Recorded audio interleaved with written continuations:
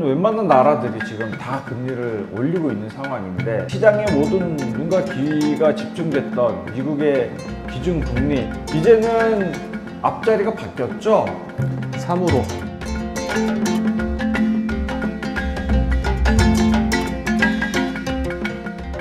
안녕하세요. 안녕하세요. 네, 9월의 해적, 해외 선물의 지식을 쌓는 방송이죠. 네, 오늘 우리가 방송하는 날이 드디어 이제 바로 FOMC. 미국의 이제 FOMC가 오늘 지난 밤에 이제 발표가 됐죠. 그렇죠. 모든 글로벌 시장의 눈과 귀가 주목을 했던 75bp냐 100bp냐. 근데 결국 75bp로 올렸단 말이죠. 지금 우리 그럼 이번 주가 이제 금리 슈퍼 위크라고 기준금리 슈퍼 위크라고 하는데 어떤 나라들의 기준금리 발표가 있는지 일단 우리 차장님이 한번 간단하게 이제 내용을 이야기 좀 해주시죠. 네, 말씀해 주신 것처럼 기준금리 슈퍼 위크, 솔직히 처음 들어보는 단어예요. 네. 지금까지 처음 들어보는 단어인데, 미국을 바탕으로 이제 가장 중요한 미국을 시작은 아니지만 미국 FOMC 미팅을 비롯해서 13개국, 무려 13개국의 중앙은행들에서 이제 기준금리를 발표를 했고, 네. 할 예정인데, 네. 일단 뭐 화요일부터 시작해서 중국의 이제 대주 우대 금리부터 시작해서 네. 일단 화요일날 스웨덴이 네. 거의 처음인 것 같아요. 100bp 인상. 울트라 스텝? 네. 100bp 1% 인상을 했고, 네. 한국 시간으로 오늘 새벽이었지만 미국 시간으로는 수요일. 네. 수요일 날에 미국이 드디어 75bp 3번 연속 네. 맞아요. 75bp 인상했고, 오늘은 또 일본은 또 동결시켰어요. 네. 또. 일본은 동결이죠. 참 다른 나라들과 다른 행보를 보이고 있는 나라가 일본이긴 한데, 중국하고 일본만 지금 그렇죠. 다른 거예요. 그리고 오늘 이따 밤에 25일 목요일 밤에는 이제 영국도 이제 조금 기대가 되죠. 영국도 지난번에 빅스텝, 자이언트 스텝 했었고, 네. 이번에는 뭐 50bp 뭐 빅스텝을 예정하고 있는데, 네. 미국보다 더 심각하게 받아들이고 있는 나라들이 뭐 유럽, 영국이기 네, 때문에, 맞아요. 네. 그래도 미국은 한번 인플레이션이 약간 좀 꺾이는 모습이었는데, 정점에서 한번 내려왔죠, 어찌됐든. 근데 이제 영국 같은 경우는 그냥 계속 정점에 네, 맞아요. 기록을 갱신하고 네, 있으니까 50bp를 인상은 전망을 하고 있지만 75bp 가능성도 충분히 조금 열려는 가능하다. 있고요. 네. 그리고 또 오늘 같은 뭐 필리핀, 스위스, 뭐 인도네시아, 노르웨이, 터키, 뭐 브라질, 이집트 등등등등 각 대륙별로 계속 나오는 계속 이번 주에는 금요일까지, 네. 내일까지 이제 23일 금요일까지 계속 이제 금리 발표가 예정되어 있죠. 미국을 주도한 모든 웬만한 나라들이 지금 다 금리를 올리고 있는 상황인데 그렇죠. 중국과 일본이 일본은 동결을 동결. 했다는 거잖아요. 뉴스가 나오는 게 일본의 이제 GDP가 엄청 이제 안 좋아졌다는 떨어졌다는 거 이슈가 나오고 일본은행이 과연 이렇게 계속 해도 되나 이런 이야기들이 그렇죠. 굉장히 많이 나오더라고요. 자, 그러면은 일단은 오늘 어찌됐든 시장의 모든 눈과 귀가 집중됐던 미국의 기준금리 이제는 앞자리가 바뀌었죠? 3으로. 네. 이게 거의 뭐 매번마다 앞자리가 바뀌는 것 같아요. 지금 네. 뭐 1에서 0에서 1, 1에서 그렇죠. 2, 2에서 지금 3까지 올라갔는데 0.25씩 움직이는 거를 0.75로 이제 그렇죠. 그렇게 계속 바뀌고 있는 상황이니 그러면은 지금 미국의 기준금리가 기존에 2.5였죠?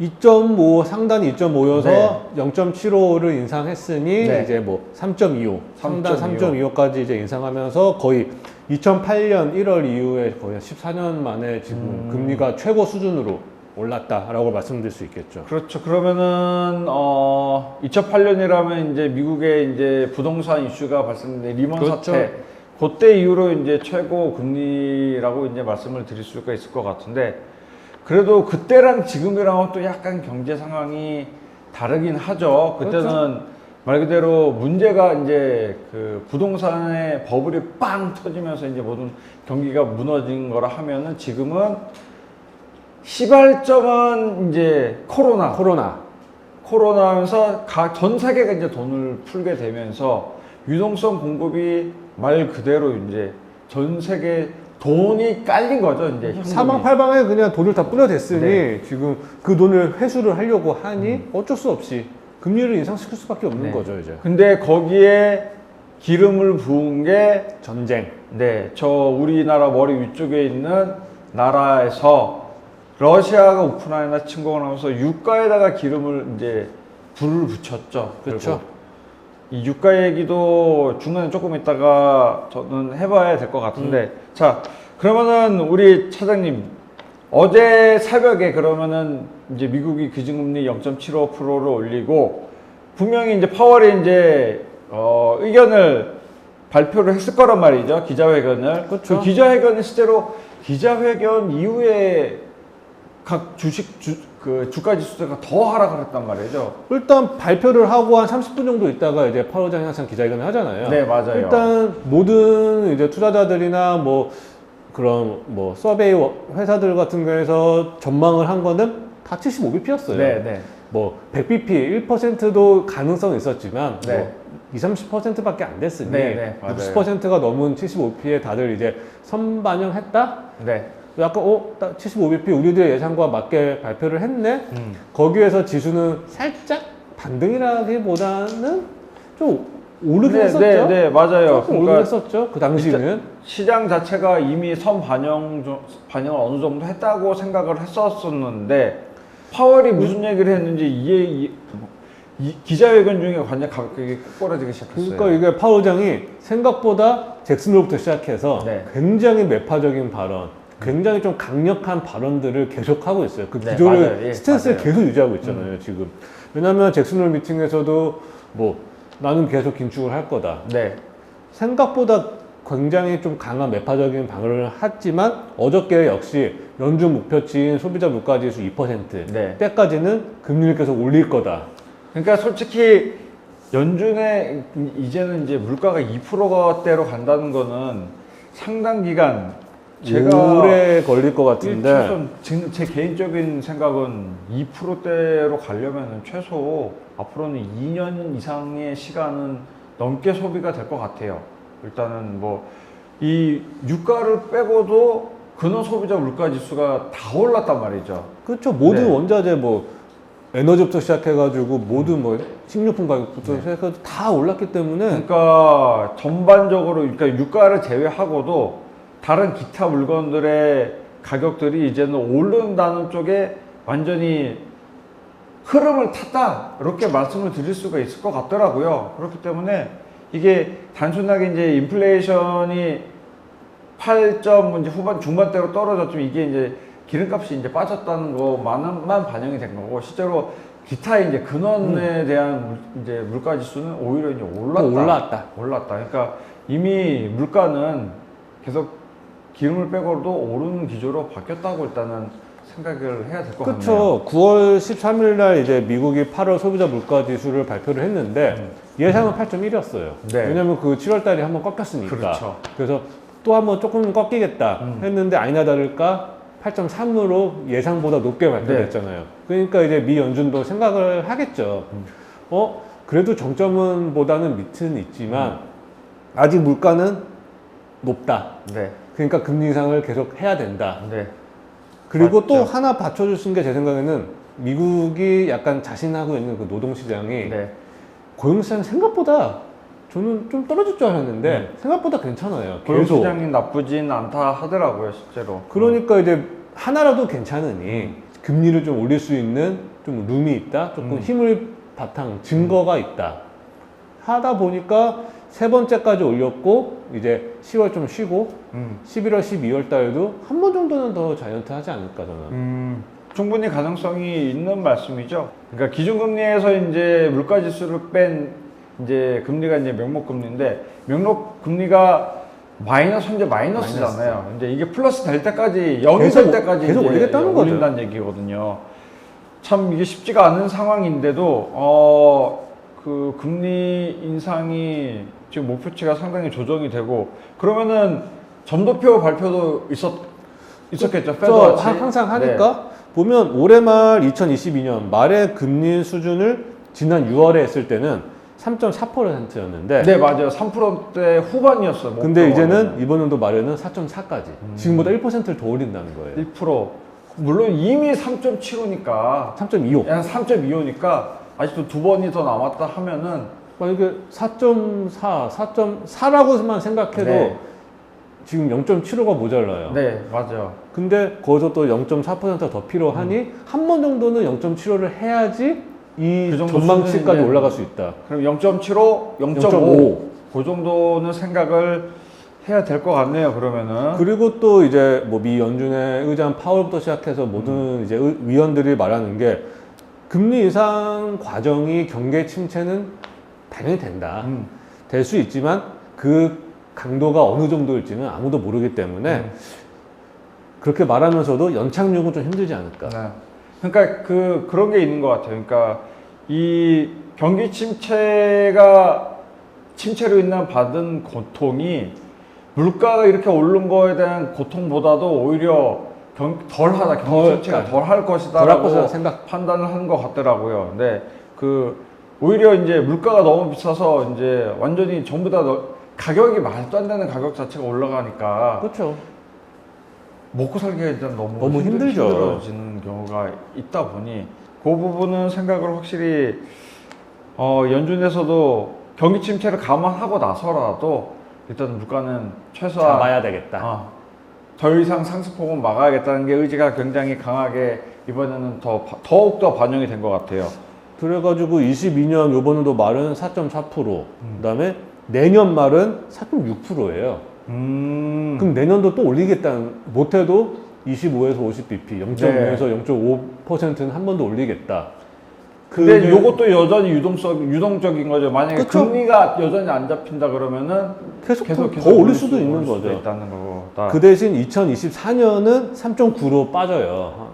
조금 이제 안정이 될 것이라고 일단 예상을 네, 하는 그러니까 거네요. 다들 이제 물가 상승률이 계속 오르다가 2023년 뭐 하반기부터는 조금 물가 상승률도 빠질 거다. 그때 되면은 전쟁이 끝났을까요?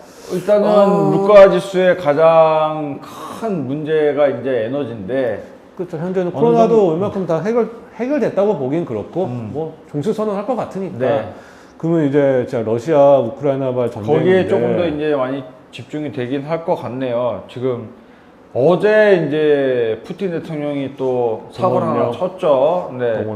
동원령을 이제 30만 명 추가로 이제 한다 그랬잖아요. 뭐 오늘 뉴스 보니까 러시아 젊은 사람들이 일부러 팔을 부러뜨려서 안 간다. 안 가려고 하는 방법, 팔 부러뜨리는 방법 검색이 1등으로 나왔다고 하더라고요. 총을 못 쏘게 오른팔을 부러뜨리는. 손가락 하나 부러뜨리던지. 네. 그러니까 참 굳이 안 나가도 되는 전쟁을 이제 국민까지 동원령 처음에 이제 푸틴이 안 한다 그랬잖아요. 근데 이제는 국민들도 이제 나가서 싸워라 야구까지 얘기했으니까. 근데 이제 정작 이제 러시아의 보수주의자들은 더 강력하게 해야 된다라는 이야기가 굉장히 많다 하더라고요. 그러니까 실제로 미국이나 서방 국가들이 발표하는 뉴스에서는 미국이 더 많이 옥죄어야 된다. 러시아를 옥죄어야 된다. 그럼 미국 푸틴이 정말 힘들어질 것이다 라고 하고 있는데 정작 러시아 내에서는 푸틴을 응원하는 사람들도 워낙 많고 더해라 지지 세력 자체가 아직도 푸틴은 지지 자체가 50% 육박을 하기 때문에 크게 문제가 없는 것 같다 하더라고요. 심지어 지금 동원령이 내려졌음에도 불구하고 그게 또 참 아이러니하게 글로벌 경기에 이게 좀 어떤 식으로 작용을 할지 물론 좋게 작용할 수는 없을 거예요. 그렇죠. 그리고 우리가 계속 또 지난번에 얘기했던 아직 겨울이 안 왔잖아요. 이제 아직 덜 춥죠? 네, 유럽이 덜 추워. 추우니까 왜 유럽에서 천연가스 재고를 한 80% 이상까지 채웠다 하더라도 이게 한 달 반에서 2달 정도 하면 다 고갈이 된다고 얘기가 나왔거든요. 그 다음에 뭐 폭염이나 뭐가 있는 것처럼 네. 뭐 기상이변은 아무도 모르잖아요. 네, 이번 맞아요. 겨울이 또 네. 어마어마하게 추울 한파가 올 수도 있는 거고. 네. 일단은 영국이 40도가 넘었단 말이에요. 그렇죠. 우리 차장이 런던 갔다 올 당시만 하더라도 그렇게 안 더웠는데 그 한국에 오자마자 이제 40도 이상으로 폭염에서 삶 죽고 이러니까 사망하고 그러니까. 그랬단 말이죠. 그러면은 한파가 보통 폭염이 온 해는 한파가 온다. 네, 한파가 온다는 게 거의 기정사실같이 이제 되고 있으니 유럽도 올 겨울에는 이제 냉동 창고가 될 듯 싶은데 그럴 가능성이 높은데 이 천연가스 그러니까 난방을 위한 에너지를 과연 어떻게 할 것인가. 이 푸틴이 이제 중국에서도 한마디 했다가 중국도 지금 일주일 동안 천연가스 라인을 잡았더라고요.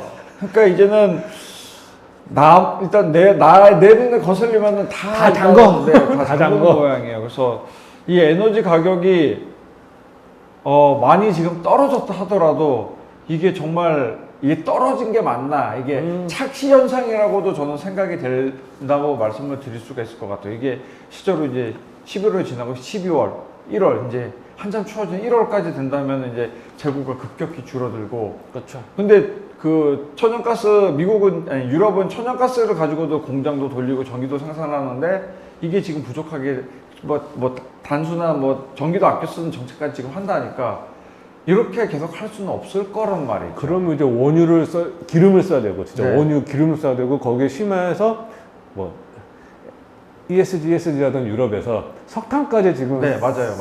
써야 될 상황까지 네. 오고 있다고 네. 지금 뭐 나오고 있으니까, 그러면 거의 모든 원자재들의 가격이 지금보다 더 위로, 더 올 상승할 겨울에는 확률이 확실히 더 높죠. 올 겨울에는 확실히 좀 지켜봐야 되겠네요. 그러니까 원자재가 다시 위로 올라갈 수 있는 상황이 만들어질 수도 있다. 네, 생각해봐야 그러니까 될 저는 것 같아요. 어떻게 보면 뭐 미국의 물가가 뭐 8% 높이 있지만 뭐 미국은 제 생각은 어떻게든 잡힐 것 같아요. 근데 저는 이번 겨울에 영국을 비롯한 유럽의 물가 지수는 정점을 계속 찍을 것 같아요. 왠지. 쉽지가 않을 것 같습니다. 자, 어렵겠네요. 지금 미국이 결국 0.75%를 올리는 자이언트 스텝을 3회 연속. 그렇죠. 이제 11월, 12월 남은 FOMC에서 과연 자이언트 스텝 한 번, 그리고 스텝 계속 한 번. 안 잡힌다 하면은 또 장투도 두 번 할 수도 네. 있고요. 그러면은 1.5, 최대 1.5가 나왔다라고 일단 생각하는 게 맞을 것 같네요. 1%씩 올린다는 거는 조금 오버 액션이야, 오버슈팅으로 생각한다. 좀 무리가 있으면 네. 0.7, 0.7에서 1.5가 이번 연도에 더 추가로 상승할 수 있다고 조금 투자자들은 님들께서는 좀 마음에 좀 갖고 계시면 아무래도 조금 이런 상황이 있었을 때 조금 대처할 수 있는 상황이 좀 오지 않을까 싶네요. 어렵습니다. 지금 딱 타이밍이 좋게 저희가 촬영을 하게 됐어요. 일단은 이런 큰 이슈가 나온 바로 다음날 저희가 이런 내용을 다뤘기 때문에 원달러 시장이 오늘도 난리가 났는데 요 내용들은 저희가 다음 시간에 한번 이야기를 좀 다뤄볼게요. 우리나라랑 미국이랑 말 그대로 이제는 금리 차가 완전히 다시 재역전. 재역전. 재역전. 그러니까 이 상황을 어떻게 또 봐야 될지 그런 부분에 대해서 이야기하는 시간은 다음에 갖도록 하겠습니다. 자, 일단은 시청하시는 분들 쉽지 않습니다. 계속 시장을 잘 보시고 오직 일단 미국만을 보는 게 맞을 것 같아요. 미국에 따라서 모든 국가가 출렁출렁하니까요. 네, 출렁출렁하니까 오늘은 뭐 우리나라도 엄청나게 지수들도 많이 빠졌고 미국도 어저께 많이 빠졌고 1.5% 이상, 한국도 지금 뭐 그 이상 빠지고 있으니 자, 많이 주변의 소식도 뉴스도 많이 찾아보고 하시면서 투자하시는데 조금 더 유리한 방법이 무엇일까라는 생각들을 한 번씩들 해보셨으면 좋은데 이번 기회를 가지고 생각해 보셨으면 좋겠고요. 자, 저희 오늘 촬영에 좋아요와 구독.